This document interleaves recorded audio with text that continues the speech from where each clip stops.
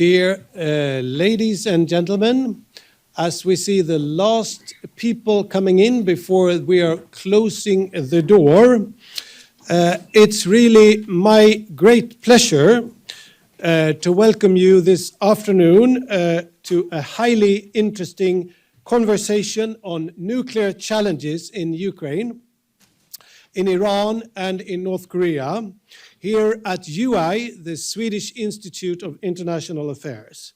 My name is Jakob Hallgren, and I'm director at the Institute, and I will moderate today's discussion. I would also like to extend a special and warm welcome to those of you who are following us online today. And the reason we are organizing this event is that we are extremely pleased to have the Director General of the International Atomic Energy Agency, the IAEA, Dr. Rafael Mariano Grossi of Argentina with us here today. Special and warm welcome to you.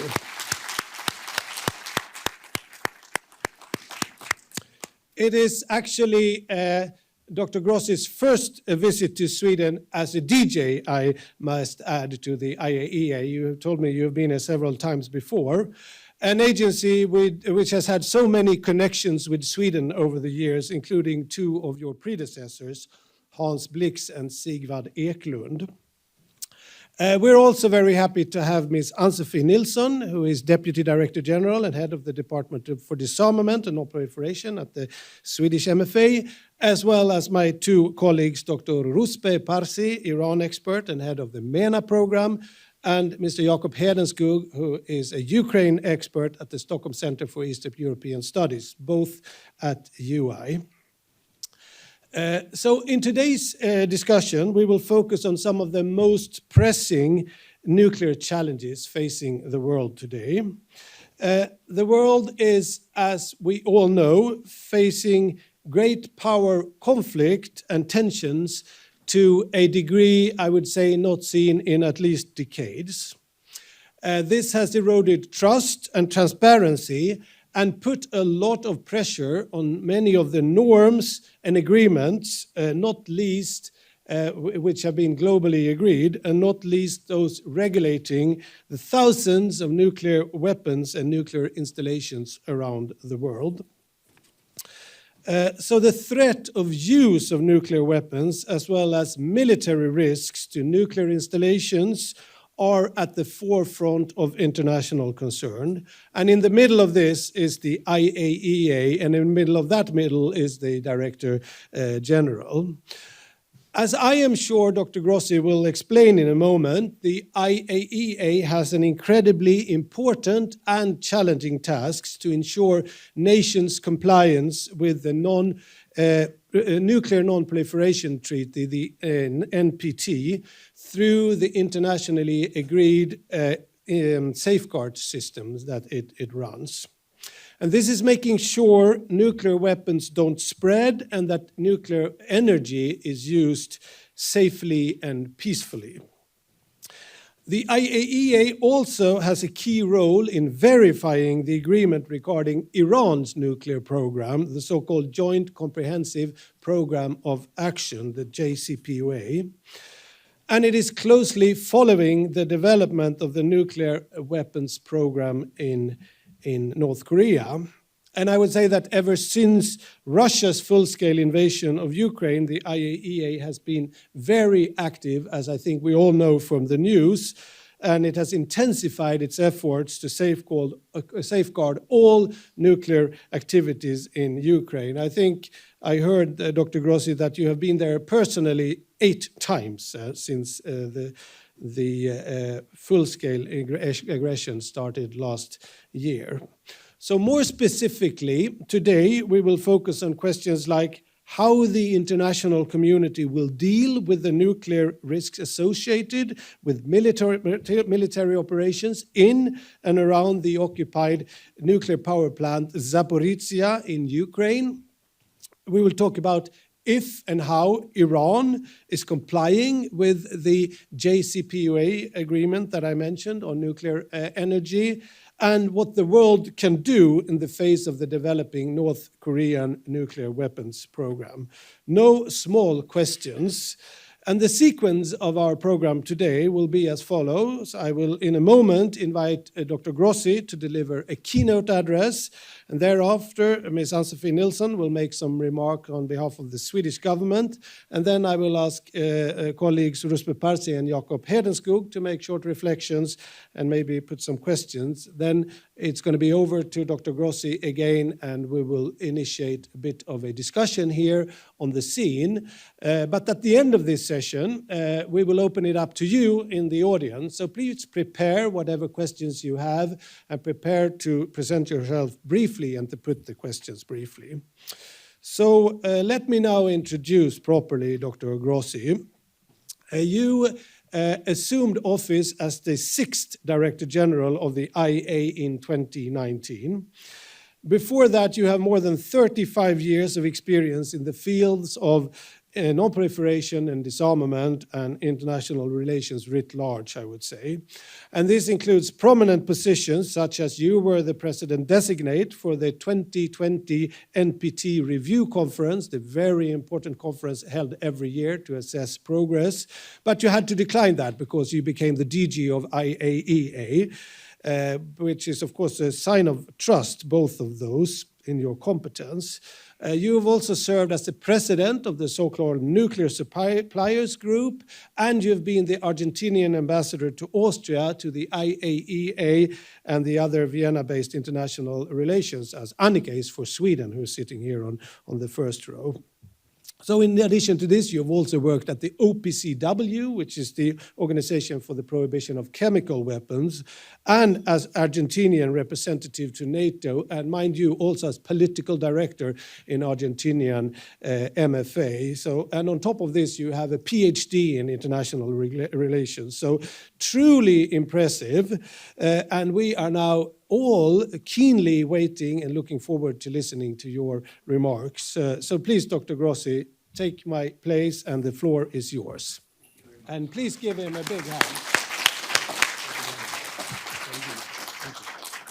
Well, thank you very much, Jakob. Thank you very much, Director.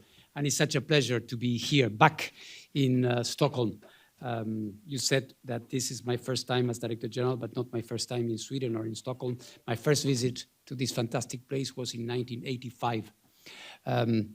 Working with many friends, I want to say how happy I was to see Ambassador Carl Magnus Hyltenius there, one of my great friends here in Stockholm, with whom we worked together in something that was called the Five-Continent Peace Initiative at the time of late Prime Minister Olof Palme, and then Prime Minister Carlson and others. Those days, we had this type of initiatives to try to bring some sense to the world in the face of what was called then a new Cold War. Little did we know what was in stock for us in the future, but that also attests to my admiration, to my love for this country, which is so inextricably linked with the history of the IAEA, with two DGs and, of course, Hans Blix, who is still with us and with whom I hope to be able to say hello to in the course of my visit here. So happy to be here, honored to be part of you. You said almost 4 years ago, I started as Director General of the IAEA. And I, of course, imagined, because I knew the house and I had worked there before and I had been an ambassador to that institution before, I knew that it was an institution unlike the others, which means different and sometimes confronted with so many challenges. But I didn't imagine that I was going to be dealing with war in Europe. I did not imagine, I can assure you, that I would be crossing front lines under fire with my team on 3 different occasions out of those 8 that you mentioned. I did not imagine that. But certainly, I'm every bit as inspired by the mission and by the job and by the responsibility that we have as well. So let me tell you, since there are many things that could be discussed when talking about the IAEA. that have to do with the issues that have been chosen as topics for the day, but there are so many others, including nuclear energy. I know that in your country there is a lot of discussion about that, and in the world, not only in Sweden, faced, as we all are, with challenges like global warming and other also topical problems that we have. But let's focus on the three issues that have been proposed to me for the day. And the first is Ukraine. When war started in Ukraine, we immediately knew that this would have enormous implications in terms of the peaceful uses of nuclear energy, simply because Ukraine is such a vast nuclear, in the sense of civil nuclear country, with 15 nuclear reactors and all the facilities around them. A country that depended and still depends, when peace returns, I hope, soon, at the level of 50% on nuclear energy. And when we saw that the Russian troops almost immediately after the start of the hostilities, you may remember, did two things.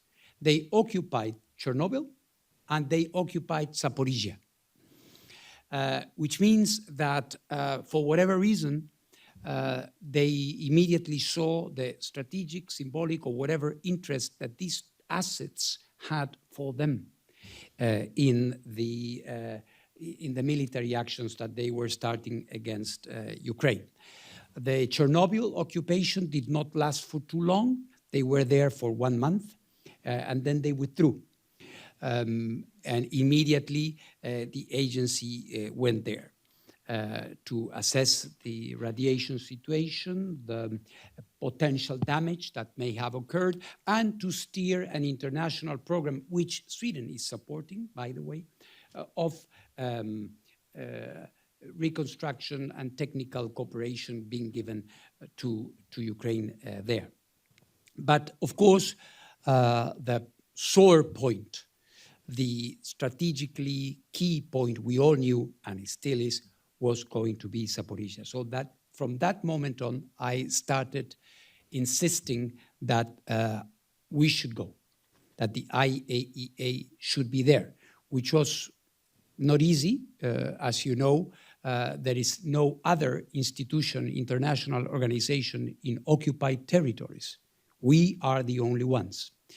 That took a long time, that took conversations, that took me to St. Petersburg to talk to President Putin, that took me to Moscow to talk to Foreign Minister Lavrov, and repeatedly with, of course, President Zelensky. Finally, in September, it will be the first anniversary in just a few days. End of August, beginning of September, we were able to get a safe passage, which would be relatively safe because we were under fire for more than 2 minutes, but let's say that it was safe passage, crossing the front lines and getting into Zaporizhia. So here is where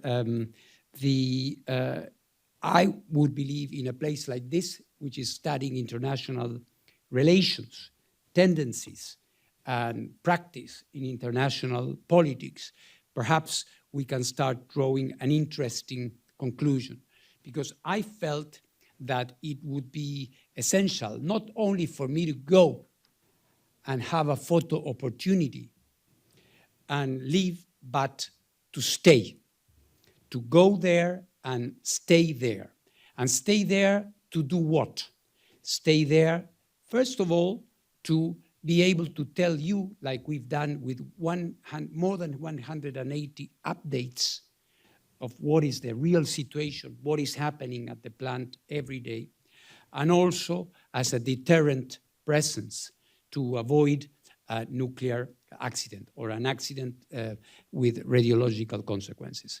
Of course, at a time of war, having such an agreement from the warring sides would be very difficult. So what we decided to do was to push forward and to go there and simply forget a few people when we left and we decided that it was time to return. So we created a fait accompli. We established the mission of the IAEA, which was very difficult to take out. Then we negotiated the parameters, but our people were there. And we have been there with 9 or 10 rotations already, with a group of top-notch nuclear safety experts and safeguards experts that are there, living there for 2 months at a time, roughly, and taking enormous risks in coming out of the station and the new teams returning to the station. And I say this again on a second important lesson in terms of international politics, because we are going there through Ukraine. It would be easier to do it via Russia, but we decided that doing that could be considered tantamount to a legitimization of the occupation of the plant. So we insisted every time that we would be going to what we consider and what is under international law a Ukrainian facility, even though it is under Russian operational control, as you all know. So we started this operation, which every day, I would say, continues to be a challenge, because we don't know what is going to happen every day.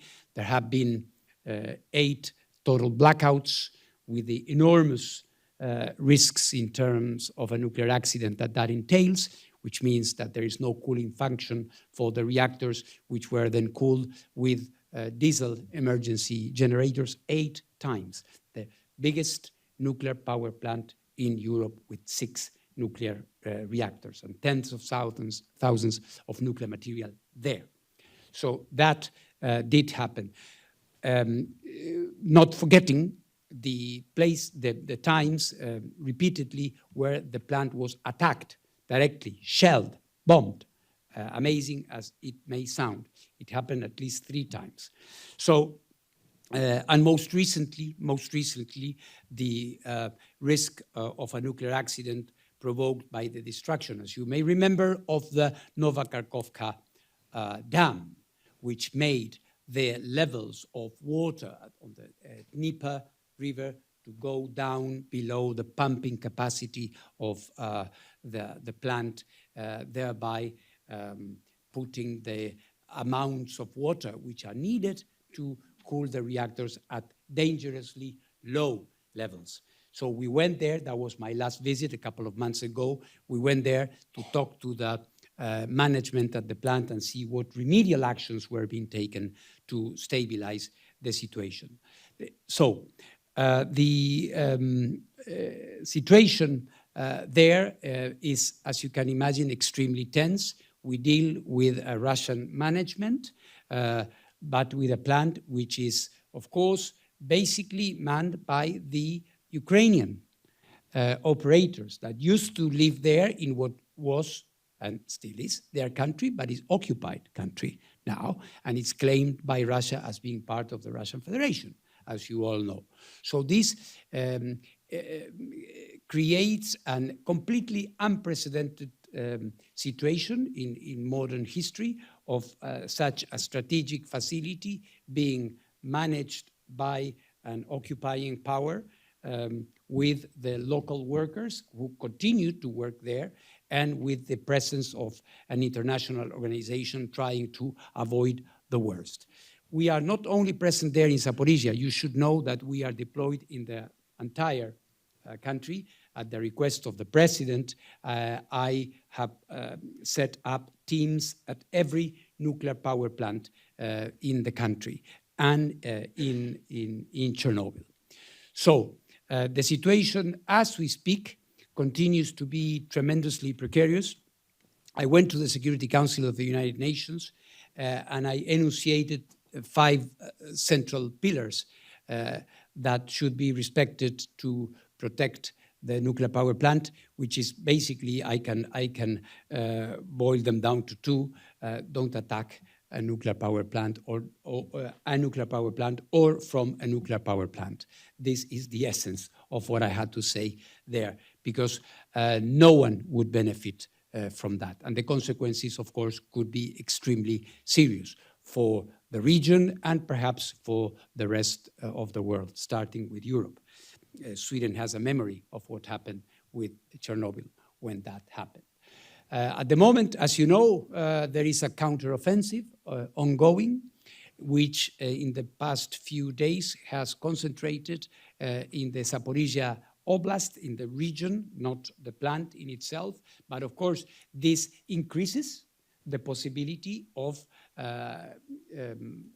attack or damage to the plant. So our teams are, of course, ready, and from headquarters we are as well. So this is the situation as we have it at the moment, and these are the efforts that we have been deployed so far. Perhaps in the questions and answers or in the commentary from other panelists, the issue will be discussed or can be discussed further. For the sake of time, I move now to Iran to give you some tidbits on what is going on there. Obviously, the fact that we have this drama in Ukraine and many other issues occupying the attention of the world, perhaps you share the same impression that I have, that have pushed the Iranian situation a little bit back in the attention of the media or politicians in the world.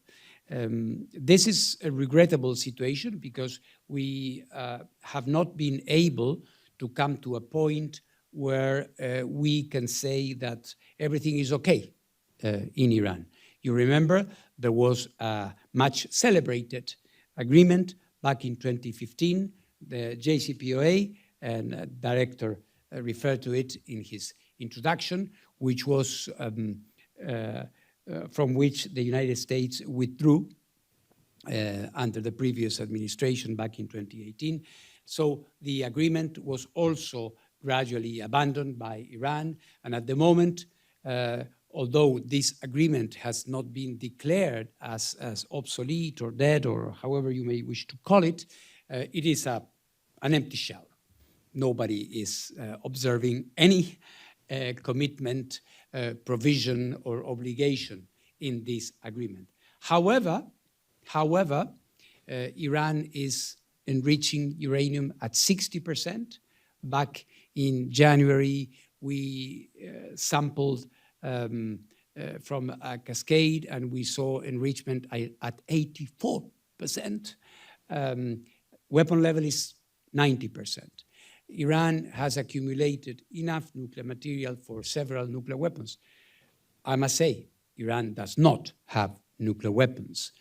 For the record, I think it's very important that we make the distinction between having the capabilities and having nuclear weapons. This is very important. But at the same time, it underscores how important it is to not to lose sight of the fact that we need to come to a point where the program is stabilized and where we have the diplomatic conditions and system to provide credibility there. Iran has not clarified a number of points they have opened with the agency, and this, of course, is a source of concern. You may have seen from a wider perspective in the Middle East, without naming countries, that some countries have hinted at taking some action about what is going on in Iran, if in their own perception the situation was to be considered as unacceptable. So all of this should remind us of the need to restore a system, a program, be it JCPOA or any other agreement or understanding that would allow the IAEA to have the visibility on that program which is commensurate with the capability that Iran has. So no one is challenging the wish of the Iranians, if they want to enrich uranium, to do that. But if they want to do that, and if they do it at those levels, they should know that they must give credible assurances to the international community about what they are doing to a stock of highly enriched uranium, for which the needs of the peaceful nuclear programs are, at the very least, not so clear. So we need to have an understanding with our Iranian colleagues. The dialogue is not completely broken.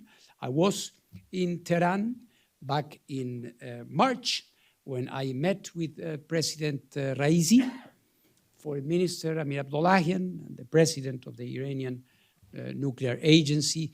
And of course, as it should be, the agency is always proposing ways forward, never losing the initiative, trying to open doors and ways for diplomacy to work. We will see, and you will give us also your views on that. Finally, the DPRK. DPRK is one which crossed the line. It's no longer a proliferation case. It has unfortunately turned into a nuclear weapon possessor state. It has a growing arsenal. The IAEA inspectors were kicked out from Pyongyang back in 2009. We do follow what is happening. We have, of course, good visibility on what it is happening there, and what we see is a nuclear program which has been growing, spawned in every sense, not only through the facilities that they used to have in the past. Now they are building enrichment facilities, and their program is growing in every sense, adding to the sense of danger and instability in the Korean Peninsula, which is there. So, dear colleagues and friends, as you can see, we have an international scenario, an international agenda, which is fraught with problems. But I can tell you that, as we hope, we are proving with our actions, with our efforts, with an instrument which we, all of us, we gave ourselves 70 years ago, the IAEA, which is trying to prevent the worst from happening and help the other many good things happening.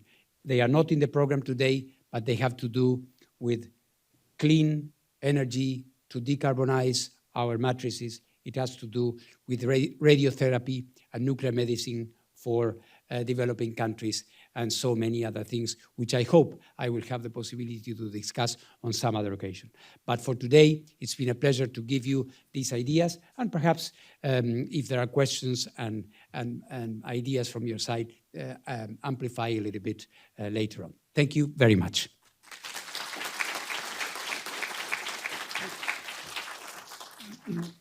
So thank you very much, Dr. Grossi, for those words. Much to reflect on there. Can I ask the other panelists to come up to take the floor? So Ann-Sofie, and then Rouzbeh and Jakob. So, well, that was quite interesting, I must say. And before we open to that discussion, we would like to hear, as I said before, some of the other perspectives. And we will start with Ann-Sofie Nilsson, saying some words on behalf of the Swedish government, I understand. So please, Ann-Sofie, the floor is yours. Thank you very much. First of all, I would, of course, also thank the Swedish Institute. I think... Try there? Yes. That's better. First of all, I would also like to thank the Swedish Institute of International Affairs, and thank you, Director Jakob Hallgren, for inviting us today to this panel discussion. And to you, Director General Rafael Grossi, for coming to Sweden. I've been waiting for you for a while, and I'm glad you're here now. We know each other since before. Listening to what you have been telling the audience today, I think it's very clear that your very active and strong engagement, you can almost feel it in your heart, on behalf of the IAEA as its Director General, is very much both needed and very much valued in these challenging times that you have just described in your own words and in your introduction. And for Sweden, being a member state to the IAEA, we strongly, of course, support, but also we need to defend the mandate and the integrity of the agency, to support you and your colleagues' works and efforts on a daily basis. This has always been and will continue and stay a Swedish top policy priority. Just a few weeks ago, many of us, the whole Disarmament and Non-proliferation diplomatic community, we met in Vienna for the first meeting of the preparatory committee of the 11th Non-proliferation Treaties Review Conference, the NPT PrepCom. This meeting showed once again very clearly what an indispensable role the agency plays in the service of the NPT through your key verification responsibilities, and as Jakob gave you the background to. You are the nuclear watchdog. And the importance not only of the agency's strengthened safeguard systems, but also the work you do on safety, as we know it very well these days, security, but also the peaceful uses. This should not be overstated, and it is really a fundamental component of the nuclear non-proliferation regime. So with that, we thank you for your work, but we also emphasize the importance it is playing these days. And let me now turn to give a few comments from a Swedish political perspective on the developments that you have been describing in Ukraine, in Iran, and in North Korea. First, supporting Ukraine in its struggle for freedom is a principal foreign policy priority for the Swedish government. Sweden condemns in the strongest terms Russia's brutal and unprovoked aggression against Ukraine and reaffirms our unwavering support for its sovereignty and territorial integrity within its internationally recognized borders. Russia's aggression is a flagrant violation of international law, including the UN Charter and the IAEA statute. And Russia's actions in Ukraine are directly putting at risk the safety and security of Ukrainian nuclear facilities, not the least the Zaporizhzhia nuclear power plant. And you have described that very, very well in your introduction.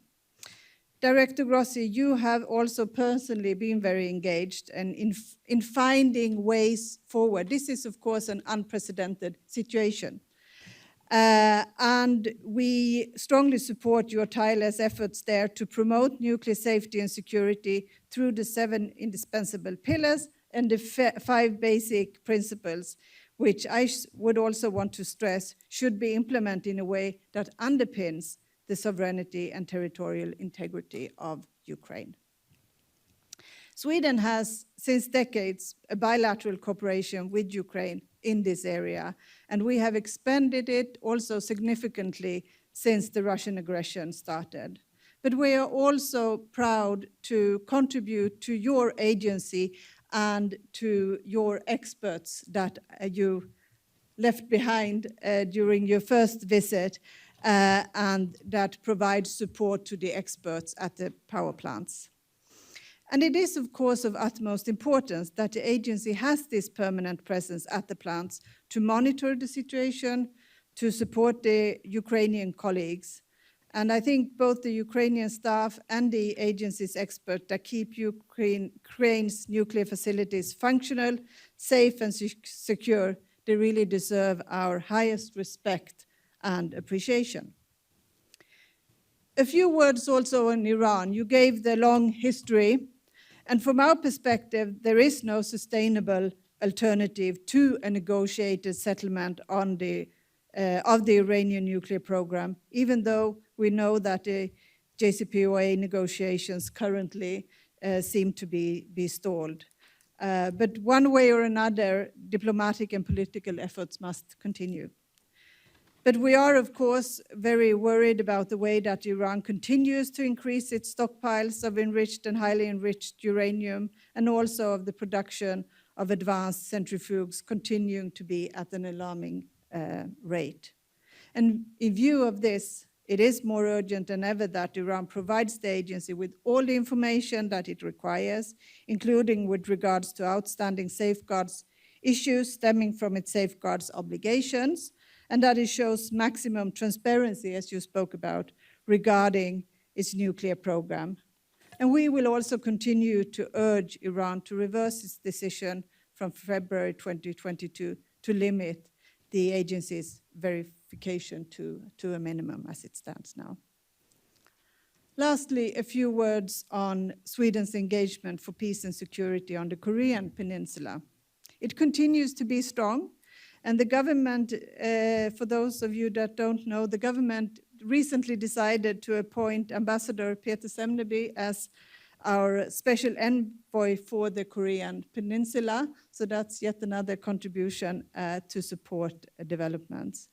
But of course, as you described, we remain deeply concerned about DPRK's continued development of their nuclear weapons and ballistic missile program, which is clearly an escalation. DPRK must take concrete steps to dismantle its nuclear weapons and ballistic missiles program in a complete, verifiable, and irreversible manner.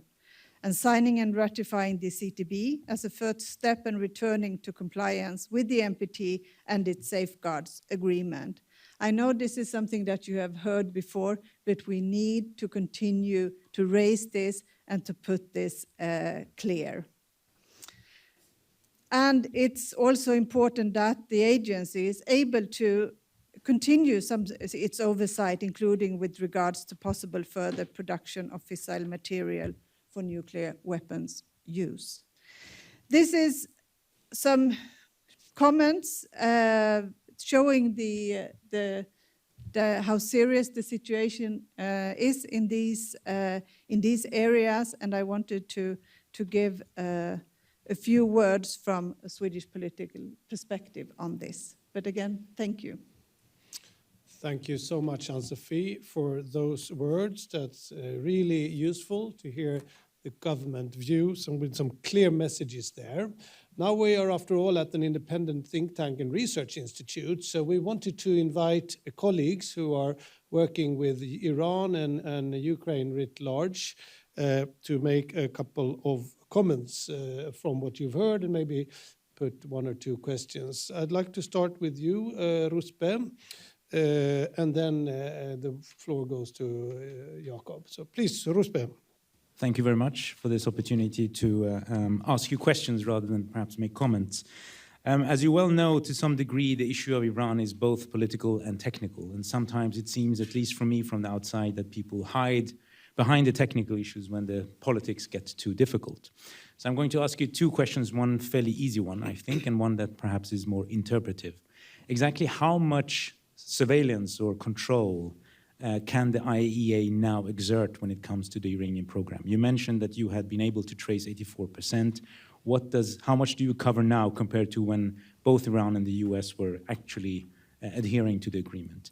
The more complicated question is, to what extent, in your opinion, from a technical point of view, was it possible for the Biden administration to simply just go back to the agreement in January 2021, as the candidate Biden had promised in 2020? There has been discussions about whether that was, even feasible. Would it have been? And if yes, then what is the difference between then and now? Thank you. Fantastic. Thank you very much, Rouzbeh. So we'll turn to Jakob on Ukraine.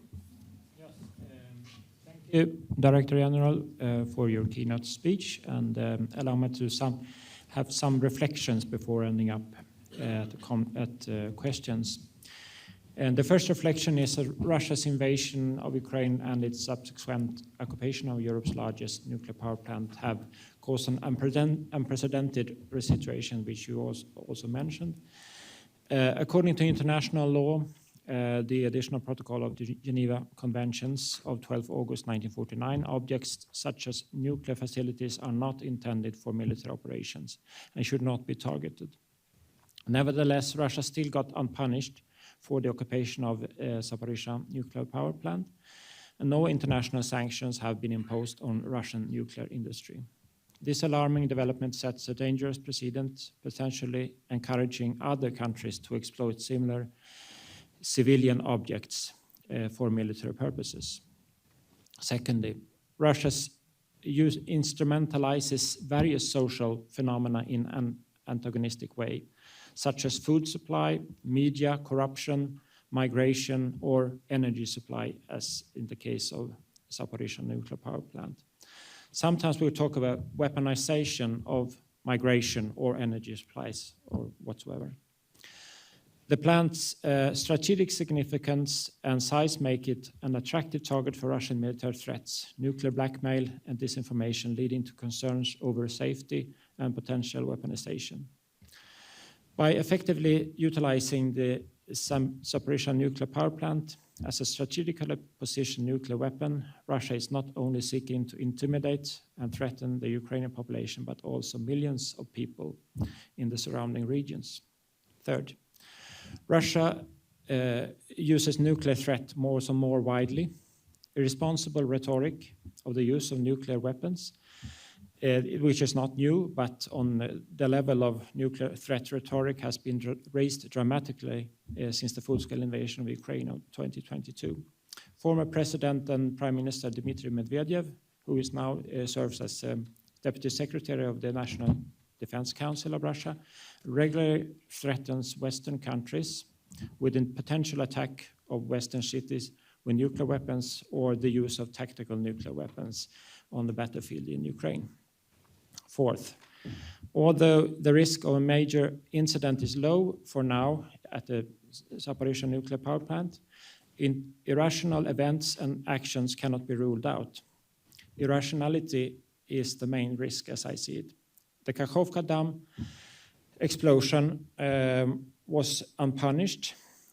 Russia was unpunished for this catastrophe, and few people thought that Russia would blow up the dam, but they did. So as for the risks for the Zaporizhzhia nuclear power plant, if we don't risk any new Chernobyl or Fukushima explosion, what do you see as the biggest risk, security risks there?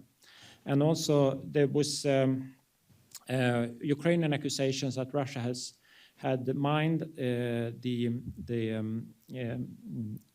ZNPP, and the IAEA experts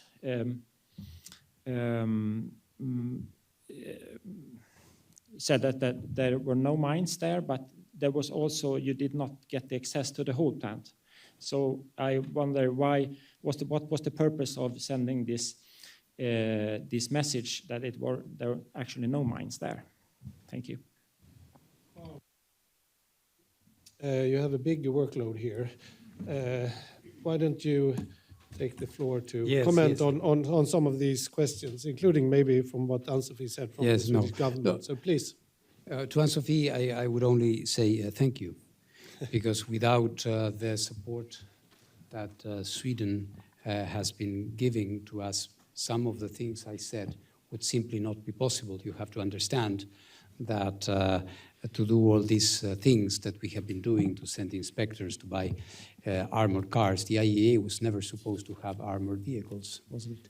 And now we have to have them because the UN, for example, cannot support us anymore. We are so frequently there that we have become a burden for our UN colleagues. And Secretary General told me, Rafael, you have to get your own cars.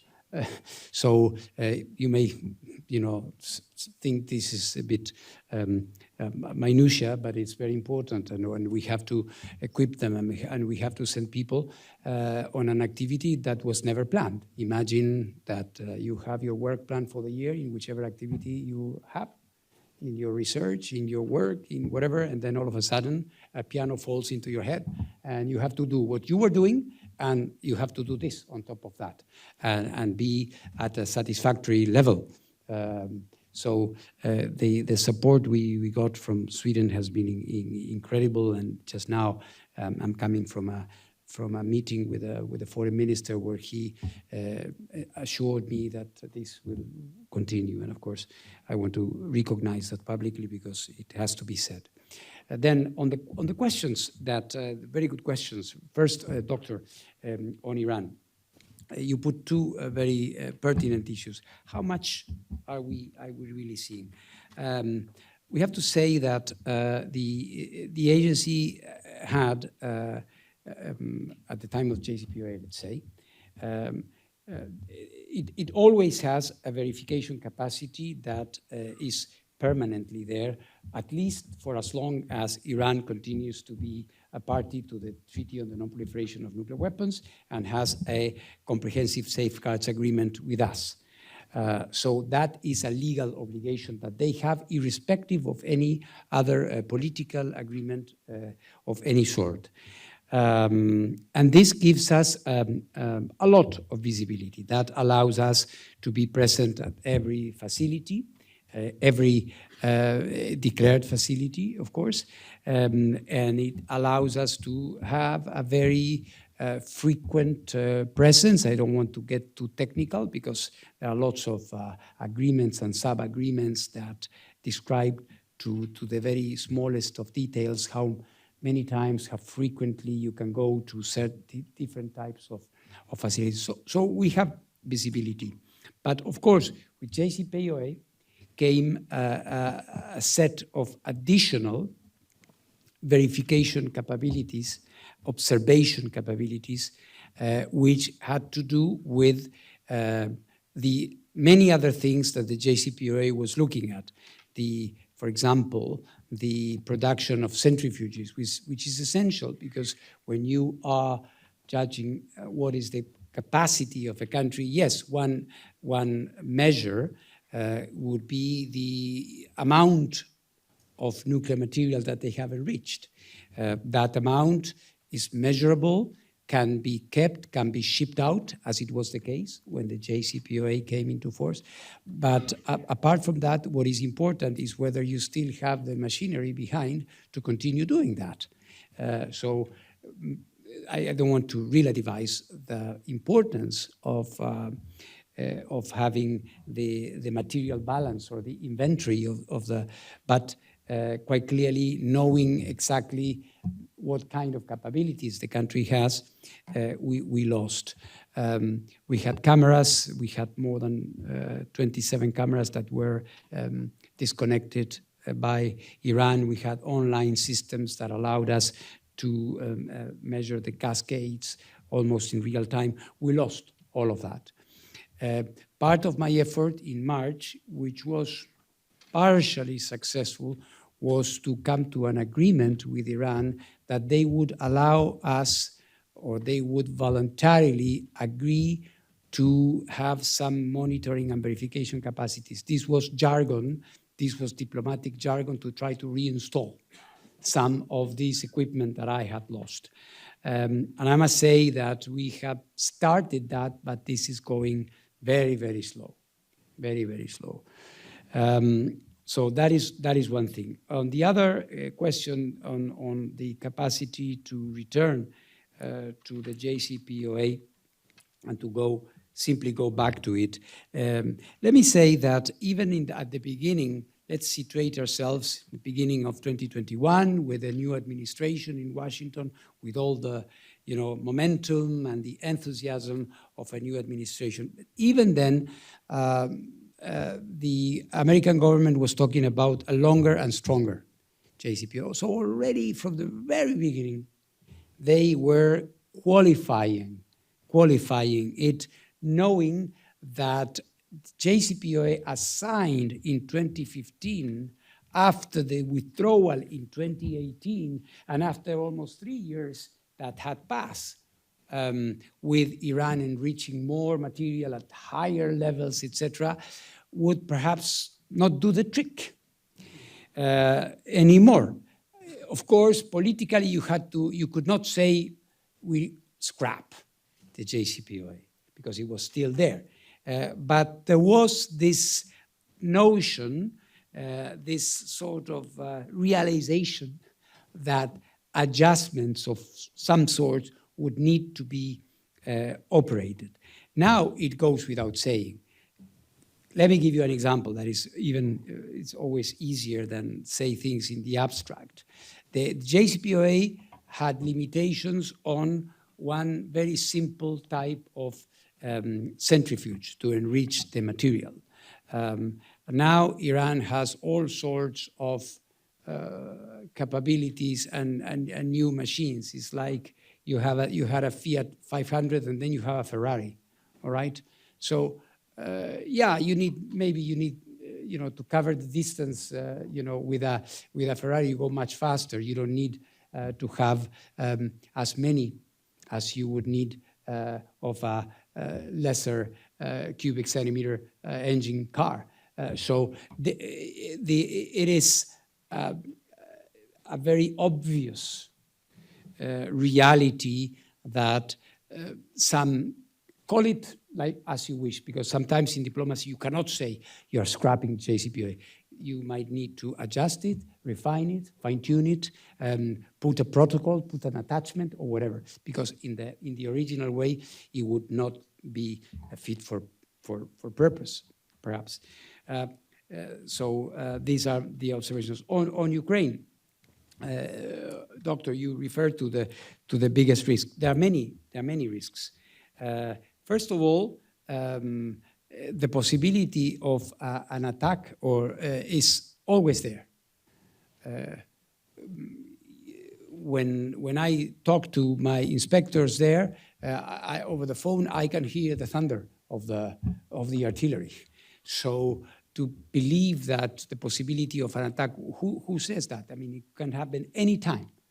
If you have to grade it, how possible that is, I cannot. It may be by accident, it may be by deliberation, and as I was saying in my introductory remarks, we are in the midst of a counteroffensive, aren't we? So that is one risk. The other risk is, of course, the interruption of external power supply, which has occurred on many occasions and could happen again. On the mining thing, let me say that. Let me qualify a little bit what we said in our update. We didn't say that there were no mines. There are some in an area which is not near the reactors. We assess them as not being an immediate danger to the safety operation of the plant, but we also said that having even these mines, which are for defensive purposes, in principle, it is not compatible with the safety of a nuclear facility. So the issue of, in a wider sense, apart from the anecdote on mines or not mines, of course, having the necessary accesses is not easy for us. It is a matter of a lot of persuasion when they are in control. The Russians are in control. So we have to explain when we want to have access to a certain place, why we need it. And we do it. We are experienced inspectors, and we do it all over the planet when we have to go somewhere. Sometimes it takes bit longer to get the access, but also I believe that the Russian Federation knows that saying no to the agency is never a good thing. And I suppose they want to appear as a responsible occupier of the plant, even if what I say can be offensive to the sensitivity of the situation with Ukraine. They want to appear as responsible. So. Or to act in that way. So at the end of the day, it's very difficult when we insist that we want to do something because we put it in our report. You know, as I always say, the only power of the IAEA is the power of the pen. But it's quite persuasive because when a report of the IAEA comes out, be it on Iran, and we've seen it in the past, or in any other thing, there is a tendency to believe that this is the case. So perhaps it's an adequate answer to your question. Thank you very much, Dr. Grossi.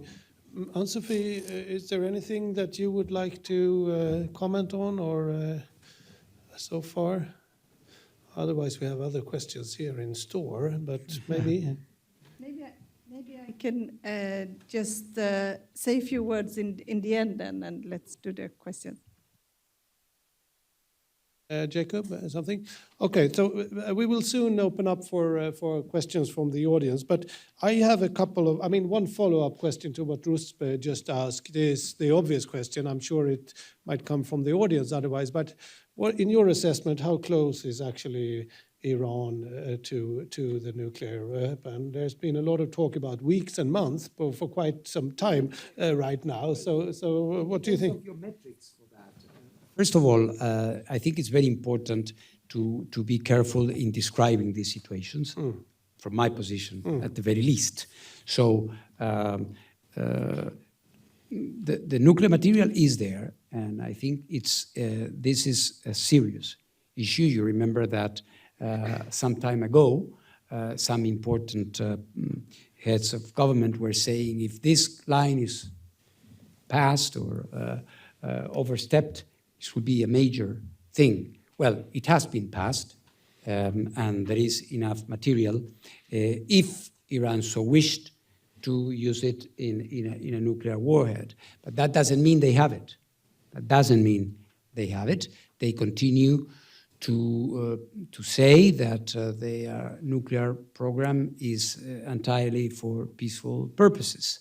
So this we need to respect. At the same time, as I always say, they should also understand that given the depth and breadth of their nuclear program, which is unprecedented, there is no other country in the world outside the nuclear weapon states that enriches at 80% or 60%. So they need to understand that this creates concerns, and it might trigger even more than that. So the best, and it happened in the past. It happened to Hans Blix. It happened to many. Let the inspectors do their work.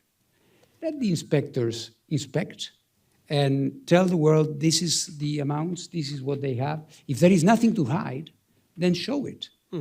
So this is the basic, and I think, iron equation of the credibility of a nuclear program which is so ambitious as this one. So I hope we never give up hope, and the dialogue is open with them. It's not an easy dialogue, but it is open, and I'm going to see the head of the Iranian Nuclear Agency in a few weeks. I hope that we can come to a point where they understand this and they act in a way which is more, closer to that than what we see so far. Let's hope that they haven't used the relative fact that they've been in the shadow of the news for developments. And speaking about ambitious nuclear weapons programs where there is less dialogue, maybe a question on North Korea for you. As we all know, and as we've spoken about, the atmosphere among the official nuclear possessor state, the P5s, is not good to say the least, and the closer collaborations between notably Russia and China and North Korea.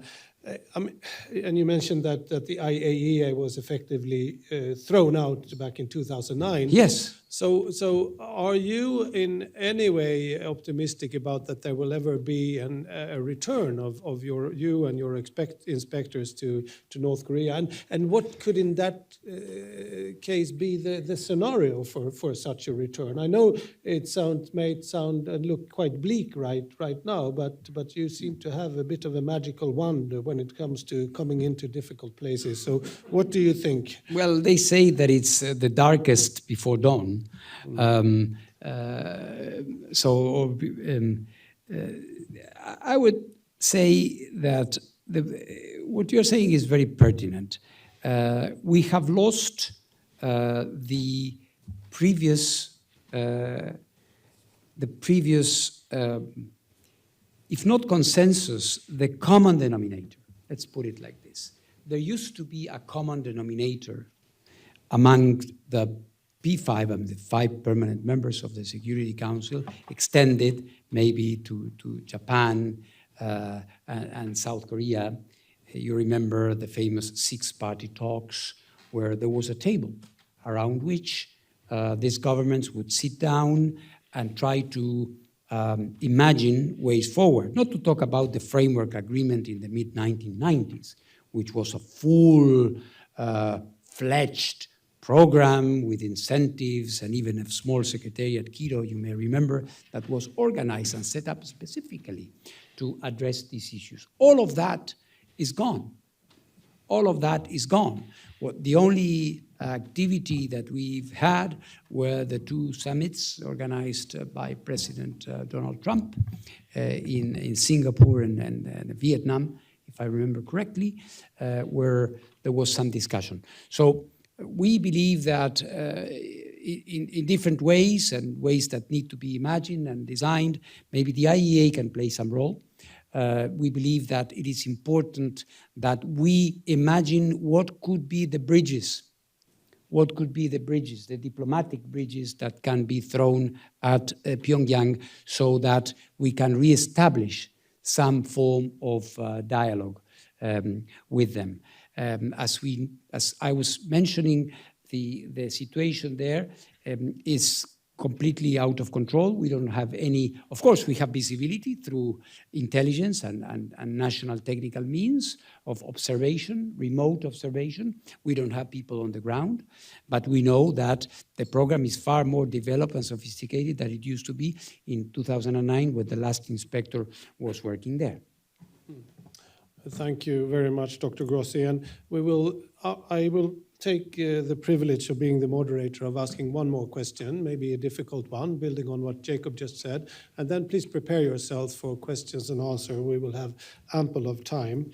My last question, you mentioned before that you wanted to avoid legitimizing the Russian occupation by making sure that you didn't come into the Zaporizhzhia plan from Russia, but rather from Ukraine. Now, as we all know, Russia has been told from just every thinkable entity, such as the UN General Assembly, the Secretary General, and the IAEA board, to respect Ukraine's independence and territorial integrity. Now, by contrast, it's clear that Russia's ambitions are the contrary, to gain de facto acceptance of the fact that they are occupying the plant, as you just said. So now you are there with your rotations under the Russian operational control. I mean, what are the risks that you will be contributing to this de facto situation, and how do you relate to that in your work? Maybe. Well, it is a valid question indeed, and not an easy one. And it's one that, without revealing anything that needs to be protected, I discussed even with President Zelensky, because we're saying, okay, you're there, but the Russians are there, they are occupying there. So first of all, according to international law, and this is something I've told the Russians, all right? So I say it with a very clear conscience. This, for the IAEA, cannot be but an Ukrainian facility. And the UN Charter is very clear on how borders can be modified, and the use of force is not in that list. So the Russians know it. They disagree with me, but they know what my position is in that respect. So anything that we do there has to do with the operational necessities of preventing a nuclear accident. And in my opinion, there is a very clear message from the agency in that regard. On an additional interesting point, we, for example, continue to liaise with the Ukrainian nuclear regulator. Although you could say this is a bit of a virtual undertaking On the contrary, we are demonstrating that for us, the institutional partner that we have to inform, to say what is happening, to receive comments is the Ukrainian regulator, which is perhaps not much appreciated by the Russians, but they understand this is the case. And at the end of the day, what is important also to understand, because I would respect those who may have a different view on this, inaction and passivity, I believe, in anything in life, but in particular in foreign policy, are never a good answer to a complicated situation.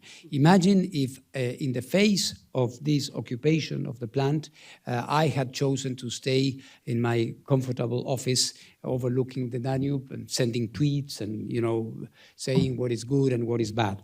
I think we all want an IAEA that is there, that is doing a job, that is telling the world what is happening. Yes, perhaps there are interpretations of what some could construe out of that presence there. So we are convinced. I believe that your question is a pertinent one, but I would say that the needs and even the advantages largely outweigh any possible negative connotation that could be legally understood from the situation. Thank you very much, Dr. Grossi. Very, very clear and convincing, I must say. So let's open up to all of you in the audience. Let's take 3 questions at the time. And I think with your permission, Dr. Grossi, it's okay to put question also on the whole of your mandate, not only on the 3 themes of today's talk so far. So I'd like to give the floor first to Ambassador Hyltenius over there. And let's just wait for the mic, and please introduce yourself and put the question briefly. Thanks. Okay, thank you very much. Well, you already introduced me, so but thank you anyway, and thank you very much for your very interesting key statements here, and of course they illustrate what we already know, namely that the IAEA has a key role to play, and that the agency still is in very competent hands. And that is very reassuring. I wonder whether you would like to comment on the somewhat bigger picture also, not only these very crucial hotspots as we've been talking about. Where is the world heading? Are we going to see more nuclear weapon powers in the future or not? We see now a tremendous rearmament, tremendous arms race, taking a new step. And mainly it is about, of course, conventional weapons. But what about the nuclear aspect? It is also very essential. Thank you. Do we have any other persons? Yes, we have one person over here, please, in the middle. Thank you, Dr. Grossi, and thank you for a very good explanation of the 3 points which we came to hear. I'm slightly out of this region here. It's about Fukushima. Has the IAEA sanctioned the release of water from the Fukushima plant, and how sure are you that that water is not contaminated? And could you please just introduce yourself as well? Your name, please? Sorry? You didn't introduce yourself. My name is Holmers Kapadia. I'm a voter for the Green Party in Sweden. That's it. So thank you very much. And then we have a third gentleman over there behind the camera, please. Thank you. My name is Ricardo. I work for the Institute of Security and Development Policy. The question goes a little bit back to Iran. So there was a report early June that said the United States is discussing with Iran to agree to a separate agreement to allow Iran to enrich uranium at a maximum of 60%. This would be a breakaway from the JCPOA. How likely is this? How possible is this? this would also set a precedent. And the second part of this question is related to more of the statement of Iran of its nuclear program being related to peaceful nuclear purposes. How is the enrichment for weapon-grade uranium affecting this program, if you have any insight on this? Thank you very much. The peaceful nuclear program, you mean? Yes. Okay. Dr. Grossi. Okay, thank you very much for the questions. Ambassador Carl Magnus, dear friend. Well, I think you're pointing to something which is perhaps the elephant in the room, because we are at a Ann-Sofie was talking about the NPT review conference and review process she has been attending. Sweden has had a very important initiative in the Stockholm initiative, trying to bring together countries from different political and regional persuasions and pertinence. It is extremely difficult, and I think it is a fact that the current geostrategic tensions are pushing the goal of a nuclear weapon-free world further away. I think, at least at the current moment, we would be fooling ourselves if we would see the opposite. But at the same time, I want to say that when we look at the history of arms control and disarmament over the past 3 or 4 decades, there have been points like this before.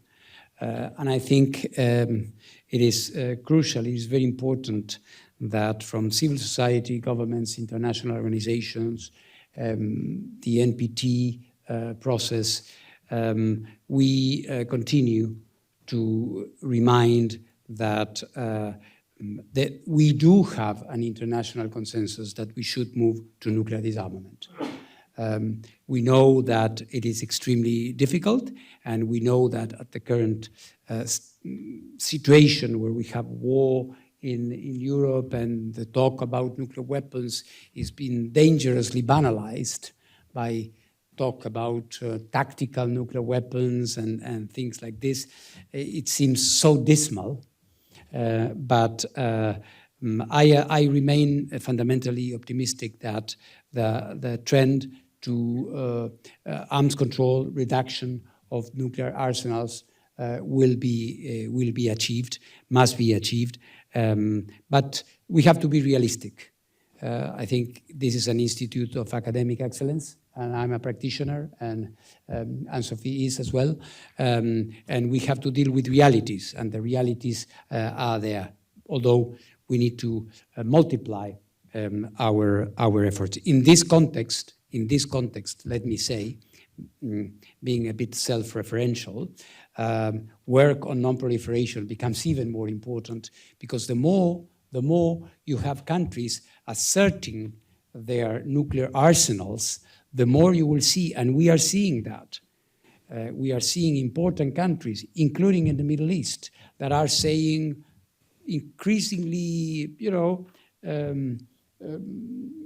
with increasing assurance, well, if this is going to be the case, well, we might need to consider arming ourselves with nuclear weapons, which means that the non-proliferation mission also acquires a renewed sense of priority. So this is one. On the Fukushima is very important. Here in Europe, we don't feel it. We are working very hard on this issue, as you know. I was in China, I was in the Pacific Islands, I was in Korea, of course in Japan several times. I think on this issue, what I have said to people like you who are concerned, or to politicians who are concerned, or to parliamentarians who are concerned, or to normal people, this is why I went to the Cook Islands and to Fiji and to places that have suffered a lot from nuclear testing, for example, in the past. Unlike, it's not about release, but they have a memory that we take all these concerns very seriously. Very seriously. And first of all, by having myself, as Director General, going there, talking to people, explaining exactly what we are going to do. And secondly, and most importantly, by assuming ourselves a role that, again, a little bit, if you want, like in Ukraine, nobody was expecting the IAEA to be assuming. When I visited Japan many times, when I was there in 2021, I had a conversation with the late Prime Minister, Abe Shinzo, who explained to me what the situation was. I was aware of that. And I told him, Prime Minister, involve the IAEA.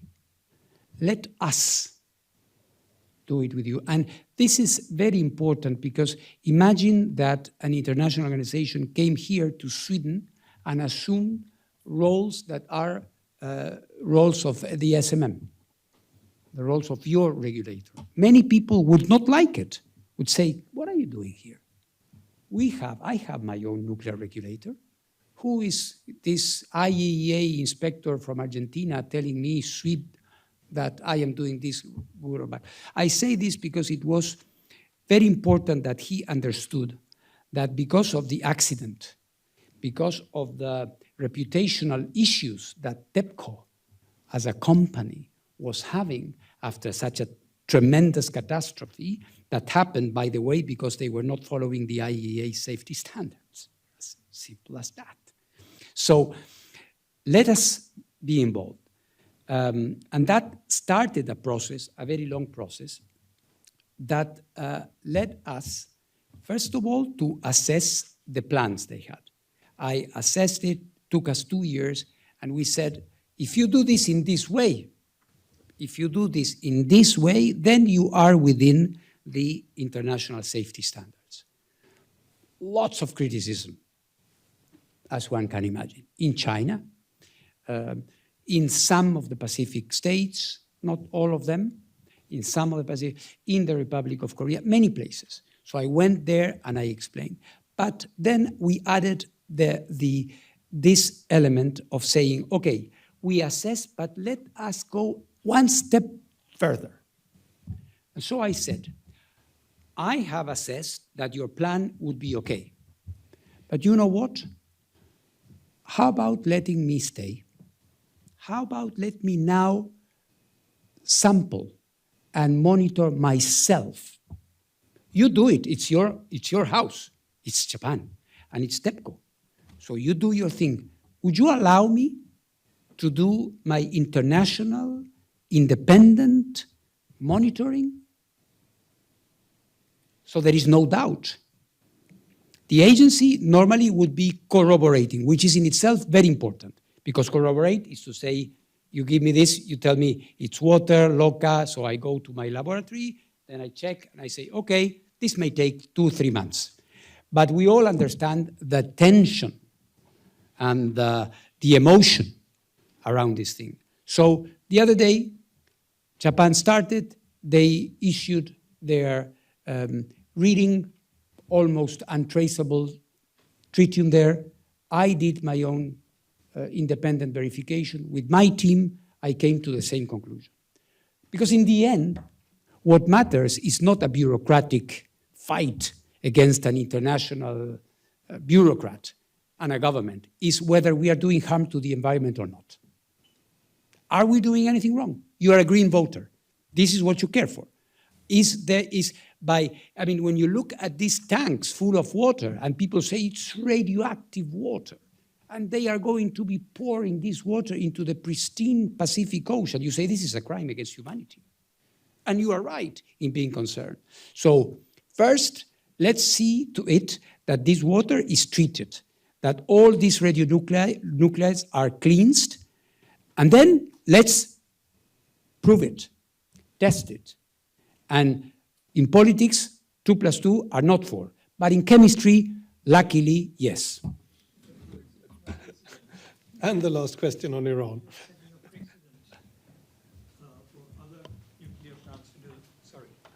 Well, excuse me, but you are setting a precedent for other nuclear plants, and around the Baltic, we have a lot of nuclear plants.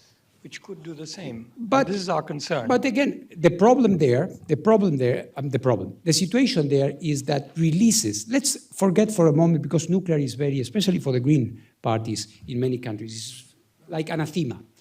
Any industrial activity has effluents, which may be bad for the environment. So you have codes, you have certain things. We are putting things, by our mere presence today here, you can say we are doing some violence to nature, if we take the argument to the extreme, all right? So it's about managing our relationship with Mother Earth and not doing undue harm. So releases are perfectly legal, and there are releases here, there are releases in France, there are releases in the United States, there are releases in China, a lot. There are releases in Korea, a lot. So the thing is whether what you are releasing is good or bad.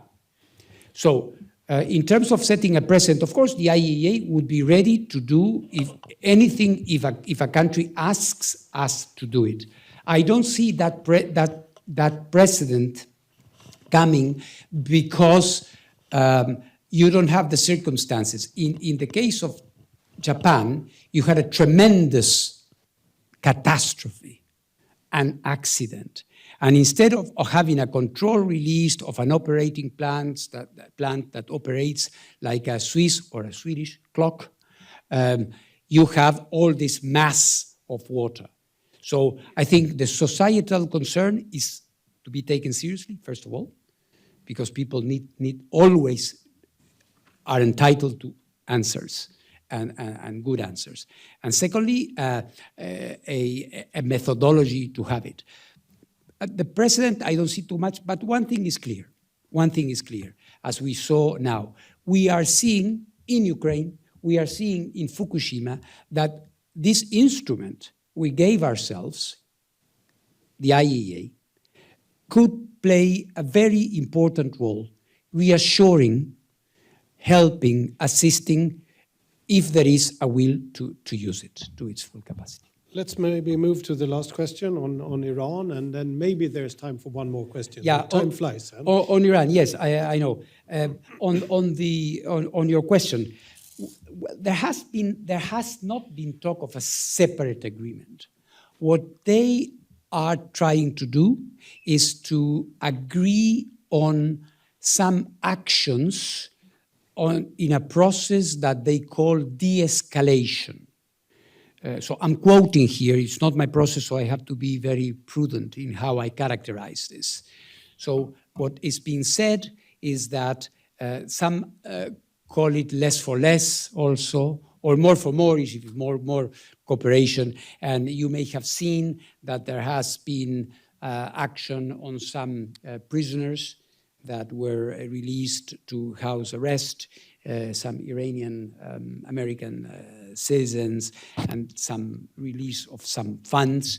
So all of these are understandings that have not been codified, so there's nothing in writing, and it's strictly bilateral between the United States and Iran. And to your question, I think I was referring to that before. If you are reaching at 60%, international law or nuclear non-proliferation law does not require that you give a reason, but common sense indicates that you have to explain, and you have to be open to inspection if you are doing that. This is what I'm trying to convince my Iranian colleagues to do. Thank you, Dr. Grossi.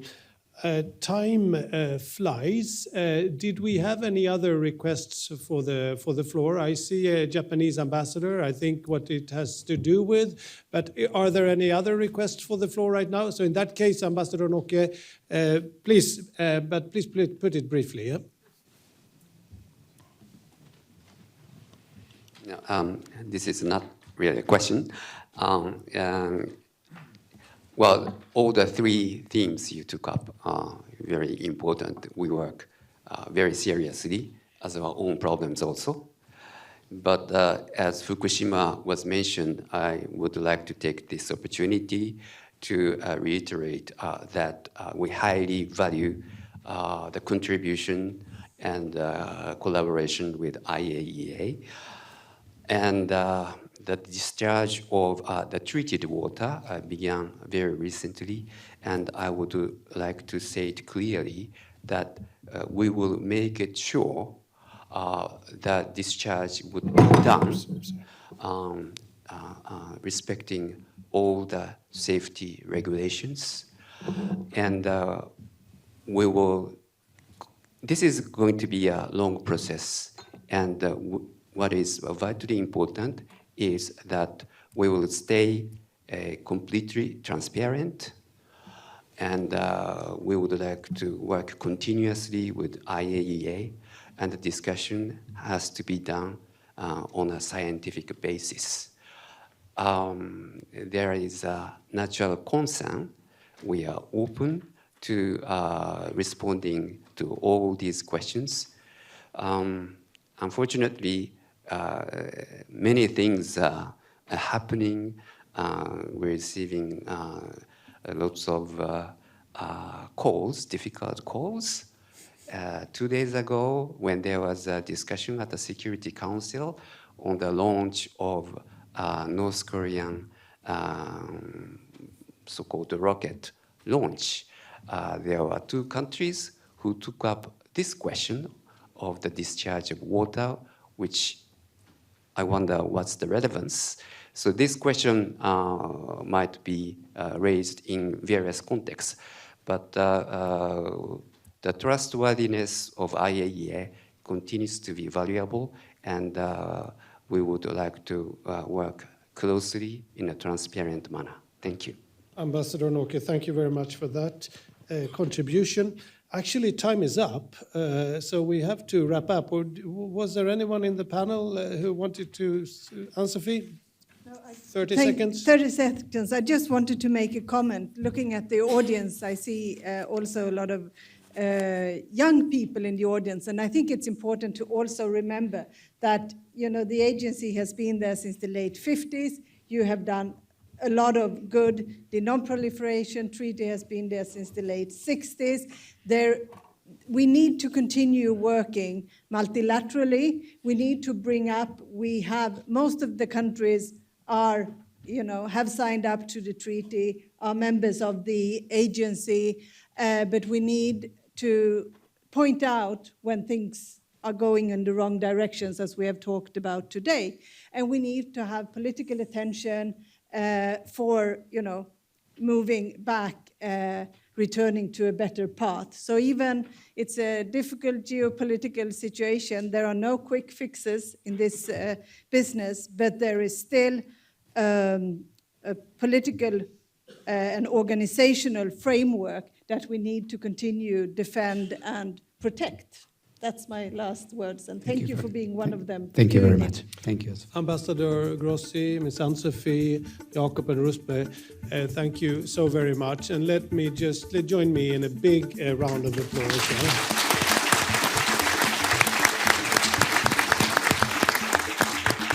As you can see and hear, the devil is in the detail when it comes to nuclear matters, but with the energy that we've seen displayed here today, I am reassured with all of the difficult challenges. So thank you once again. Thank you. Let's take a photo.